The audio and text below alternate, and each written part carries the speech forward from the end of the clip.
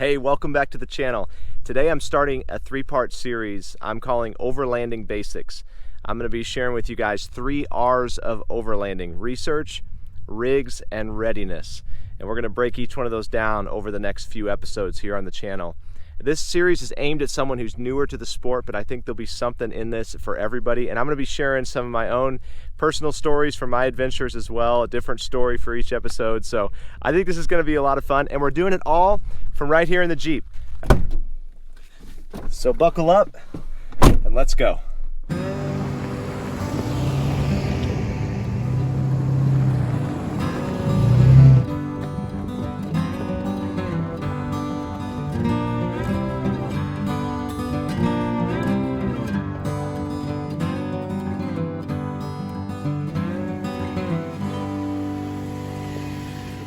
Hey everybody, welcome to 4x-Trail.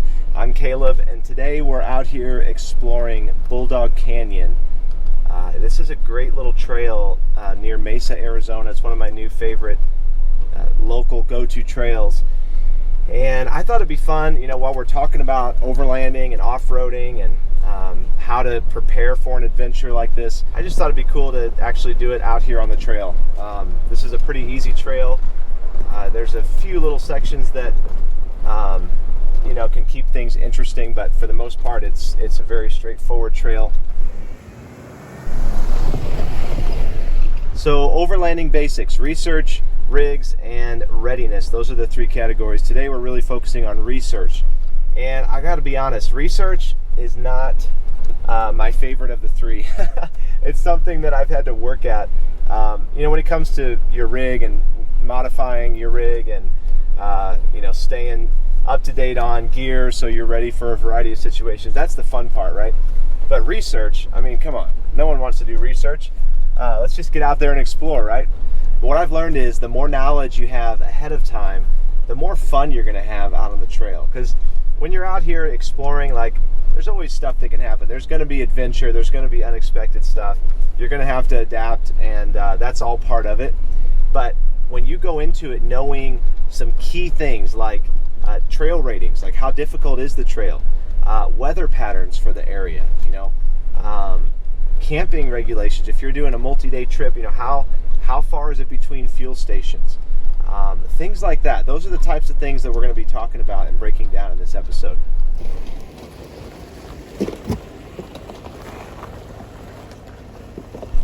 So I'm going to run down kind of how I prepare for a trip, whether it's just a day out on the trail or a multi-day, true overlanding trip where you're out for days at a time. A lot of the things apply to either scenario. And then at the end, I'm going to share with you guys a tool that just came out that I think is amazing. It's an app that just got released a few weeks ago that really does a lot of the stuff I'm going to be talking about for you. It's all in this app, and it's really, really cool. So stick around for the end to hear about that.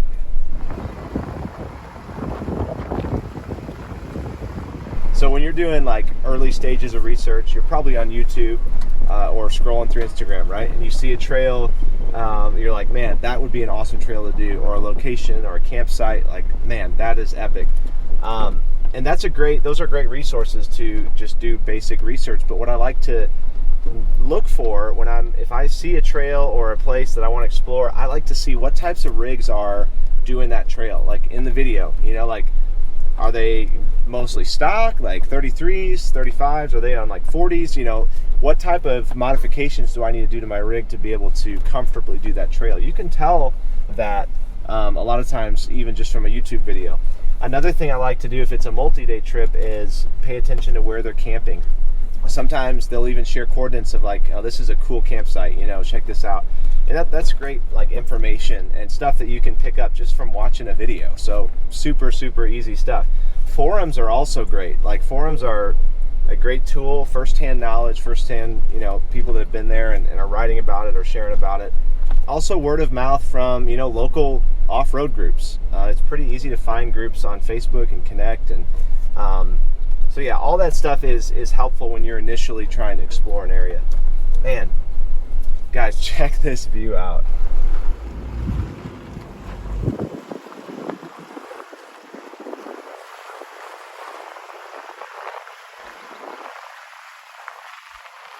chances are, if you're watching this, you already know some locations you want to go and explore, and maybe you've already figured out, okay, these are the trails I want to hit. What's next? Like what do I need to do to prepare to go to these trails? For me, when I know a location and I kind of zero in on a certain spot that I want to go explore, I usually order a National Geographic topographic map. Nat Geo makes some great maps. I know for where I'm at here in the US, they make a ton of maps for the different national parks and forests and areas that a lot of the trails are in.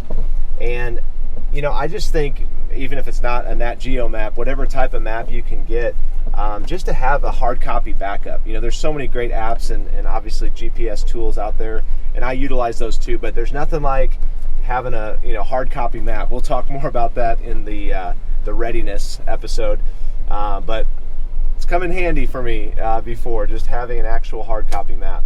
So I'll usually order a map or one of the many guidebooks that are out there if there's one specifically for that area.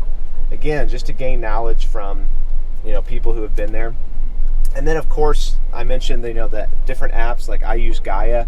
I think Gaia is an incredible tool to be able to use, and super helpful for charting out your course, which really is that initial step. You want to chart out an itinerary, a course that you're going to run, and kind of how many stops you're planning to make. And usually you don't cover as much ground as what you think you're going to, so having a plan ABC as far as where your campsites are, those types of things, super important. And it's nice to have. I usually use Google Docs. If there's other group people in my group, they can share the Google Doc with them, or just a note app on your phone, and just kind of make a rough itinerary. I think for me that's been super helpful, just to have a roadmap of if it's a multi-day trip, kind of knowing what ground you want to cover when.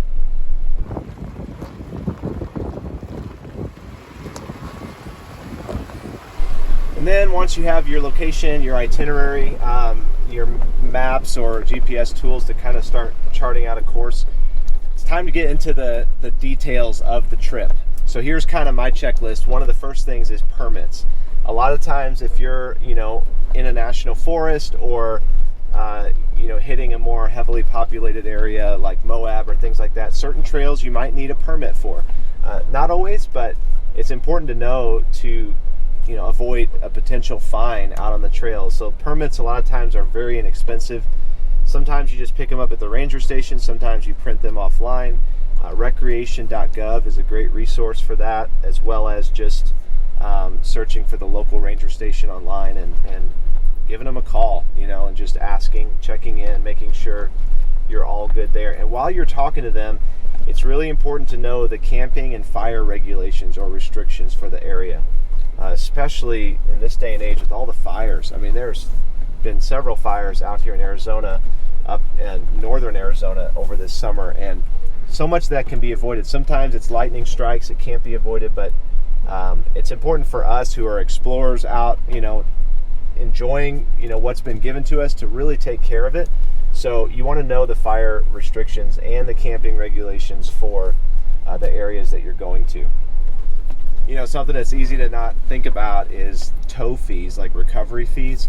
I remember out in the Canyonlands National Park when I was doing Elephant Hill, there was like a $2,000 recovery fee. Like if you have any issues on the trail and you don't have a buddy with you in another vehicle to tow you out, it's a hefty bill to get towed out of Elephant Hill Road. So that's something, else to look into when you're, making sure you have the right permits and stuff. What's the recovery fee like? Because that might change your mind on whether or not you want to run that trail.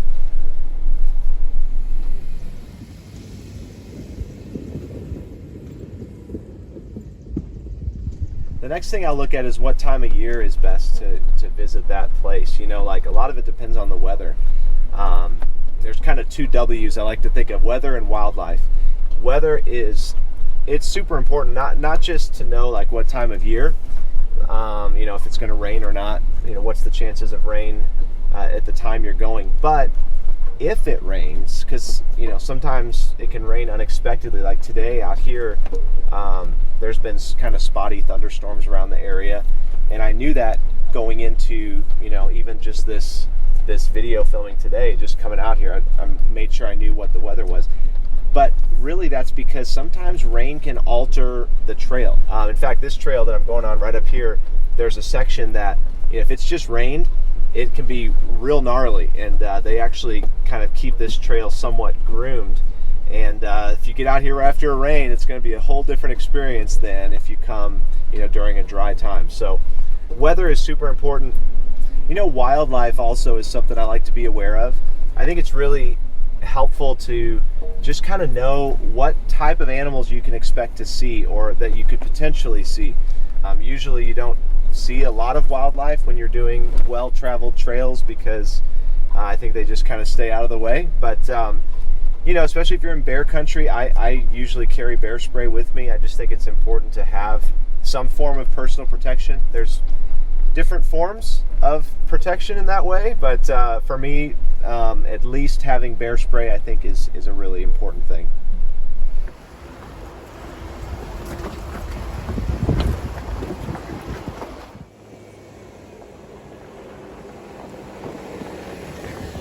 When you're doing long range overlanding, it's really important to figure out where the fuel stops are, how long it is between fuel stations.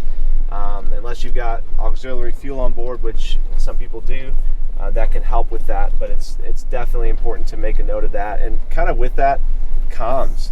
When you're out in a solo vehicle, especially, which it's always safer to travel with another vehicle in the party, but I know I've done solo trips before. It's super important to have a way of communicating, whether it's a cell booster or ham radio like I have here in the Jeep.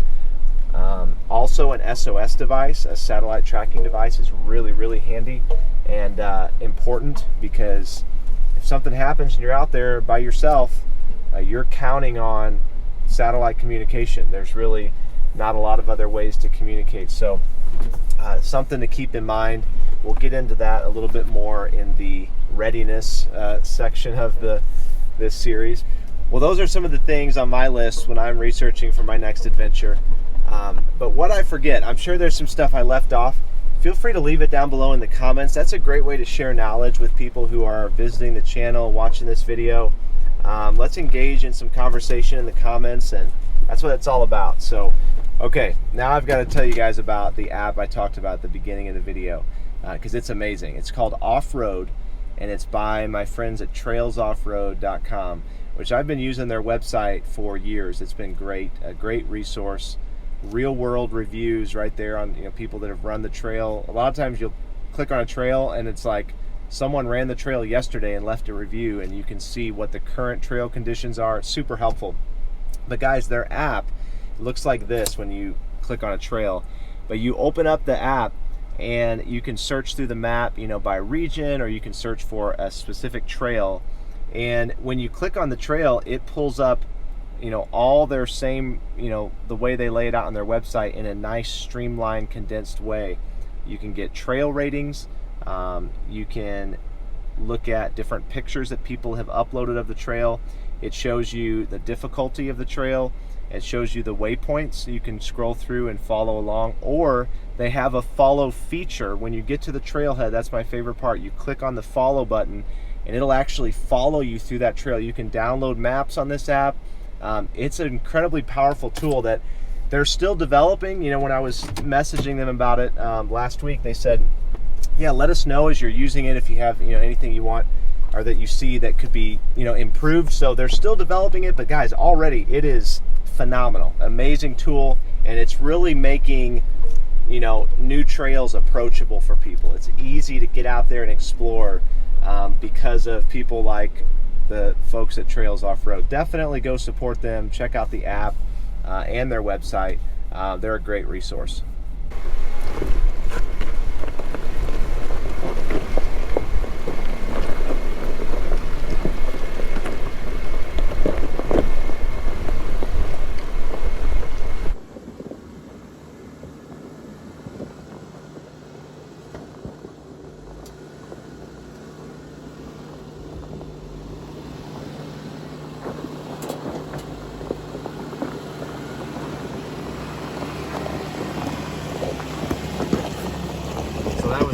climb that can get a little interesting if it's been raining a lot and hasn't been groomed.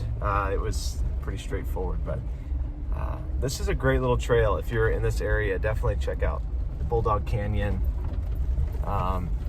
Couple different routes along the trail you can take, but yeah, it's just really, really beautiful, really scenic. Okay, so now for the story that relates to this topic of research, of a time that I didn't research very well, and it made for a very long and slightly stressful day out on the trail.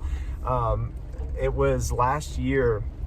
My buddy Stuart and I were doing Poison Spider out in Moab. Great trail, and it's an out and back, so you go out to the end and you turn around and come back. Or you can do what we attempted, and that is to do a trail called Golden Spike. I think there might be another trail as well that it connects up to, but it basically, you continue on instead of turning around and coming back, retracing your steps. Once you get to the end of Poison Spider, you continue on Golden Spike. So all we knew of Golden Spike was that when we got to the trailhead for it, it said it was one difficulty number higher than Poison Spider. One number. We thought, come on, how hard can it be, right? So this was about midday. I think we got out there about lunchtime, and we decided to continue on Golden Spike. And thankfully, not too far up the trail, we caught up, or actually they were behind us. They caught up to us. Another group of vehicles that was their first time out on the trail. It was a family from Virginia, and then I think 2 couples from Texas, and they were all in Jeeps. So we're like, okay, we're in this together, And so we start going down Golden Spike, and the obstacles, the first obstacle is like, okay, that's kind of intense. It was like a ledge, a shelf that was, I don't know, maybe 5 feet tall or something, and it was pretty steep, and you kind of have to take it slow and drop, a tire off at a time and get down it. And we're like, okay, that was pretty intense.